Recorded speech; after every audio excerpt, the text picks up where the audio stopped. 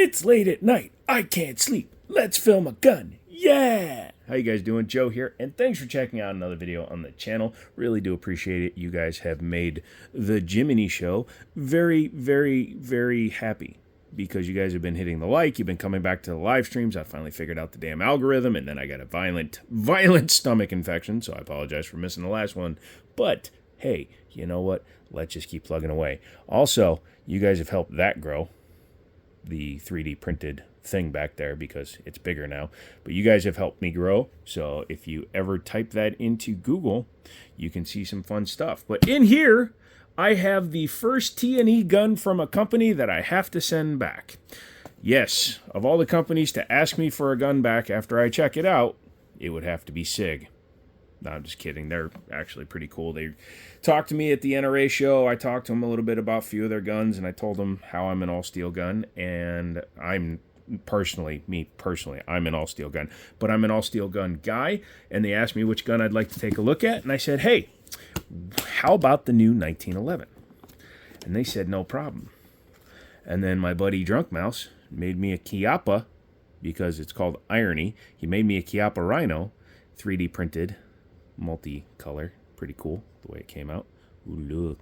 And yeah, I thought that looked pretty cool, so we'll just set that down there as well. So it's like double the Jiminy Show for half the price. Well, this is free unless you become a member, so for free the price. And we'll take a look at what we have in here. And this is a heavily sprung, but this is a clear Sig Sauer 1911X chambered in 19 millimeter. It's in 19 millimeter, but in 45 ACP. Sorry, I've been looking at a lot of 9 millimeter guns lately, and it threw me off. But as you can see, this is the stainless finish. It's a new introduction of the color. You can get the blued and then the FDE up until now, and now you can get the finish. I'm going to take the light off there. I just had that on there for an example. I don't even think it's on there that tight, but I just wanted to check rail fitment, because some guns, the rail isn't long enough to fit guns, and as you can see, this one actually is, but we'll come back to that. So as you can see, it is a rail gun. It is a 1911. It is also optics cut, and it is in 45 ACP. They do have it in other calibers, but they sent me the 45 ACP, and that's fine because I told them I wanted to compare it to one of my other guns. I will say this, man. From just using this gun, it sounds like metal. You hear that tone? Just from running my fingers on it? For a comparison gun for today, I do have my Springfield operator also chambered in 45 ACP, and I have the wrong mag in it. Normally I run Wilsons and everything, but this gun is currently... so I have been just pairing it with regular mags, but... You hear how it's not quite as...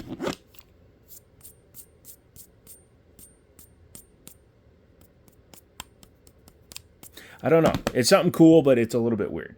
But yeah, Sig Sauer introduced the X line. It follows some of the design aspects from like the Sig 320, 250, 226, all the big guns that they've been selling for a long time, but it also captures a little bit of things like the Scorpion and the Molan Labe that they did a long time ago.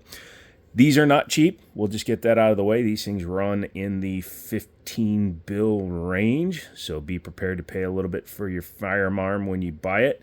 Is it worth it? That's what we're going to be taking a look at today. Ambidextrous controls.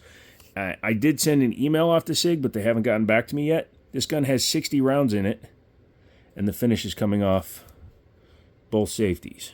And I swear I did not throw this gun. I did sit and dry fire it a bit, but just sitting here and doing this for an hour should not take the finish off your safeties. This gun has like 2,000, 3,000 rounds through it, and it still has less wear on the safeties. So I'm not sure if because this was a T&E gun, if that was the issue or what. They sent it to me directly from Sig, so if they picked it themselves, I'm not sure. I also see it's a little bit easier to pick up on camera here. A little bit of discoloring in the stainless finish, so it's not a true stainless, it's a coated stainless. You can even see that was just from putting the light on the gun once. This gun never had a light on it until today, before I started filming it. And yeah, there's already It's already transferred. Although it looks like that's actually from the... I'm going to take that back. That's mostly transfer from the light itself. All right, so we'll remove that. Everybody forget the last 35 seconds, okay? Where are we? Okay. I forgot I had that light mounted to my Gerson. My Gerson has a different finish on it. Has very nice G10 grips on it. Very grippy, very textured. Pretty nice. I would like to see these thumb cuts a little bit bigger.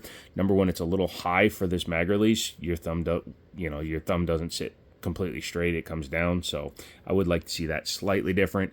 Factory magwell, again, it should be considering the price of the firearm.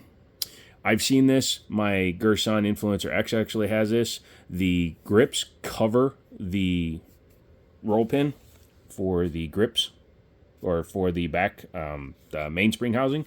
I've seen that before, and again, like I said, my Gerson Influencer X is the same way with the grips I put on it. Has a slightly extended, as you can see, slightly extended slide lock slide release. It's longer, gives you more room to put your finger on there. I'm 6'4", so I'm capable of hitting the slide lock most of the time without having to break my grip. So I can just do that and go right back into action. Not everybody can do that. I would like to see it even a little bit more extended, like some of my Wilson Combat slide locks that I have. Just engraving here and here, so it says Sig Sauer 1911 and the X. You will notice one noticeable difference between a standard 1911, such as this Springfield operator, and this gun, and that is the external versus the internal extractors. You can do it either way. It's really not going to be an issue. Both function fine. The Browning high powers went to an external, even though the 1911, which shares a lot of components, still had the internal. That's just for retaining that in there, so keep that in mind. They kind of raised it up a little bit like Sig 210-ish back here when you look at the height. So the whole gun raises up right there at the back of the optics cut. It's not a good look, in my opinion. It kind of breaks up the back of the gun. It makes it look like it comes up and humps up, kind of like the way the 210 does. I'm wondering if they were trying to go for that on purpose. The rail on it is a 3-slot. However, the slots are further back on the rail, or it's actually got a little bit more rail sticking out. I'm trying to figure out which one it is. It's actually got a little bit more rail. The slots look to be in about the same position to me. Very similar cuts on the nose, though. As you can see, the front cut down here, down to here. However, this has like a Kimber Warrior where it comes forward. This one stays coming back. How dare you scratch your gun? Yeah, I scratch my guns all the time. You'll be fine. So this one came with the X-Ray 3 night sight. So high-vis front with the night sight rear. Pretty easy picture to pick up. Does really well. The optics is RMSC, so you can run something like the EPS carry or an RMSC footprint optic. Slide is nice and smooth. I have shot this. Like I said, I put 60 rounds through it so far. I have it for a 3-month test period, although I'm going to probably buy it from Sig if they'll sell it to me. But the finish is something I need to keep a track of because, again, you can see it on camera right there. It's got some discoloring in the finish, and it's on this side too. So we'll see what happens. Overall, at the range, it shot really well. At 1500, it's expected it should have front strap checkering, and it does. That looks to be like 25 lines per inch, matches with the rear main. This Springfield is the operator, so it only had rear, like nice checkering on the rear. So I added Talon tape, which is a good way to add texture to any firearm. Use a heat gun and apply it right, and it doesn't just fall off. Can't remember where this magwell came from. I think this is just a cheap Amazon magwell. It goes underneath the grips. I did that on purpose. This gun was mutilated when I bought it. Somebody had tried to make a Punisher clone out of a railgun, and they failed miserably. So I returned it mostly stock and then added a couple of tasteful upgrades. Yeah. Very nice. Let's see. Both of these are full guide rails. That's why I'm actually comparing the two guns together. They're both 45 ACP, and they're both full guide rails. One thing you're going to notice is, if you look at the Sig, the barrel is much thinner than even the Springfield operator. And the Springfield operator, in comparison to a gun like my Mitchell Mausers, is a little bit thin. But this is about your average thickness for a 1911 45. Whereas, whew, that is quite visibly a difference. Now, this is a carbon steel barrel, according to Sig's website, and It seems to be fine. I didn't notice any like accuracy difference even after shooting it fast. Sometimes if you heat up metal, you can affect your accuracy. Like if you heat up the barrel in a marksman rifle, you can throw off some of your accuracy. Luckily, that is not the case here. That is too many signs. So get thee away from me. We'll only leave the one that you should put into Google.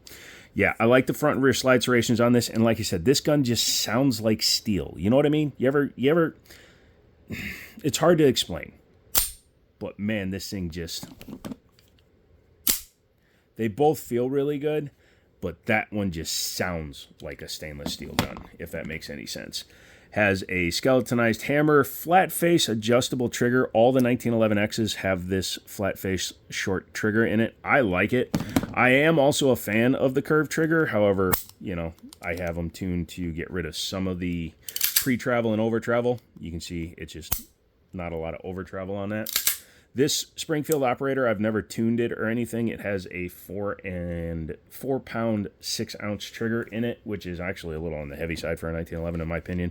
This guy comes in at between 3.9 and, or excuse me, 3 pounds 9 ounces and 3 pounds 14 ounces pretty consistently, so pretty solid. It has a very thin hammer profile too. So as you can see, it's very thin, but still not bad. Has a nice memory notch here, and the engagement point is about 70%. What I mean is, so you can see that drops in 75-80% of the way, whereas this one,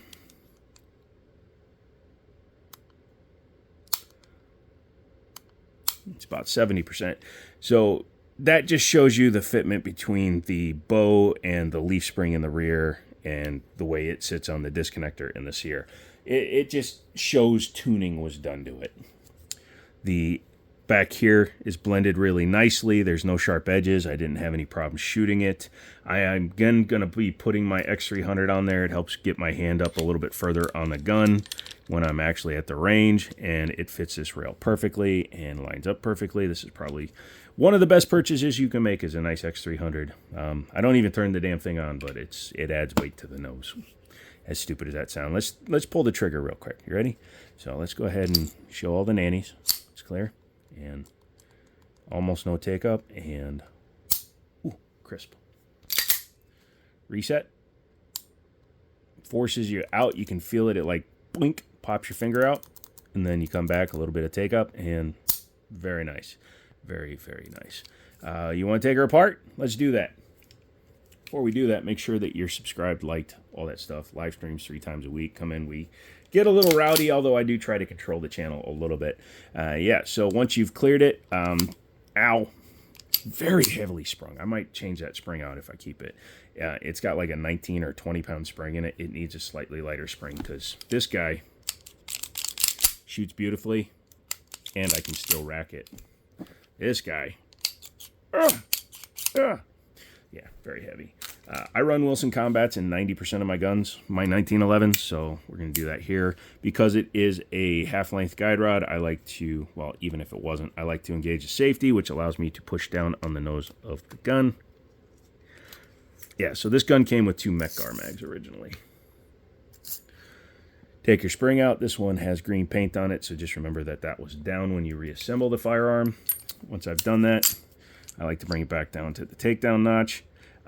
The slide lock slide release is flush on this one. You can see it's actually got a little bit of a point there, so it doesn't sit 100% proud, or doesn't sit proud at all. So I'll just take something, and once you line it up, that's actually the takedown for my Gerson, and you can pull out your slide lock slide release. I have not cleaned it since my range trip, so you can see there is a little bit of carbon in there, unburnt powder, things like that. Only thing I did was I lubed it before I took it out there, and I had 0 failures. It takes you 5 seconds to extra lube your gun, so just go ahead and do it before you take them out to the range. Interestingly enough, they did the cut that is mostly found on aluminum frame guns. This is, again, a steel frame gun, but they cut this. Most 1911s will have just a hole and that rail is contiguous. Let me actually see on my Springfield here. Owie. I don't want to reassemble this one. There we go. Don't lose your parts. Don't lose your parts. Okay. Don't mix up your parts. It's not that big a deal. You can, but I prefer not to.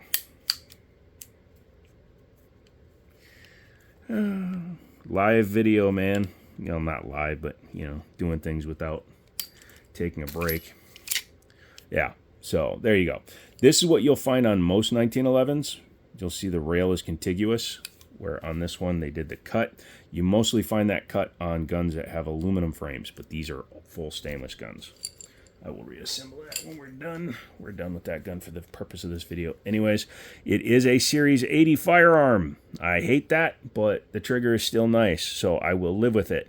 What it does is it does complicate things if you're going to modify the internals of the gun, because there's extra roll pin that holds all of this shite in there as well. It's just annoying, but it's not hard to do once you've done it a billion times. Or you hate suck the leaf spring back in and you wind up with a sub 2-pound trigger. The slide itself, there's your firing pin block. It says something inside. Hey, don't drop your slide. Don't drop that slide. Let's see. Can you read? I think it has to do with production information. But yeah, it's pretty solid. Thankfully, it doesn't run the screws up underneath like some Sig Sauer guns do, like the 320X5 runs them up from underneath to give it a smooth look. Luckily, the plate is up there. Very nice, very solid looking, very solid feeling. The barrel, like I said, it's worryingly thin. Even like the chamber design. Look at how thin that is around the chamber. But it's been tested. People have shot the heck out of these guns. I am not the first guy on the block to be doing a review on this gun, so to those that have shot it a bunch, yaboo, yabba dooba doo, yabba dabba doo. When it's a half-length guide rod, I like to go ahead and put the spring back on it. That way you can flip it upside down, which makes it easier to line up your swinging link.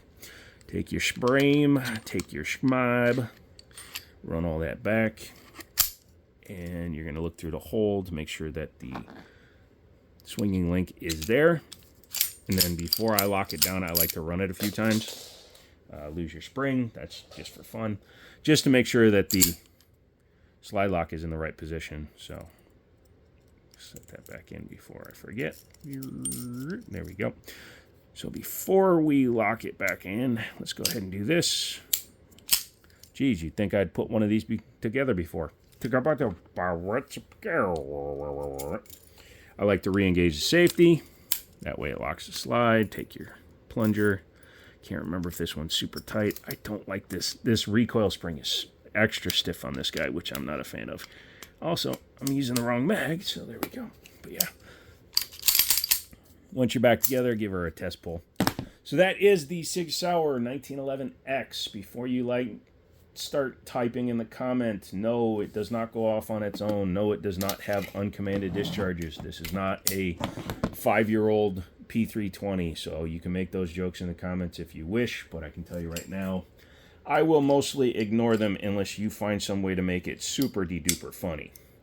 One thing I will be doing, like I said, I've only got about 60 rounds through that, but I have thousands through this, so I will be taking these both to the range and shooting them both and seeing which one is the better runner. Now this one has probably a smoother trigger because it's more broken in, but you never know how good SIGs can actually be until you run the shnikey out of one.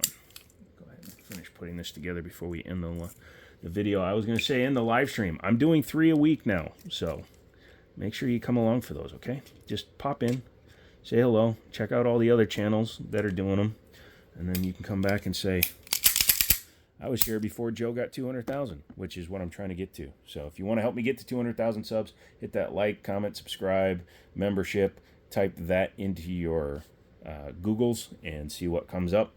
Come back for another video, and as always, I'll talk to you later.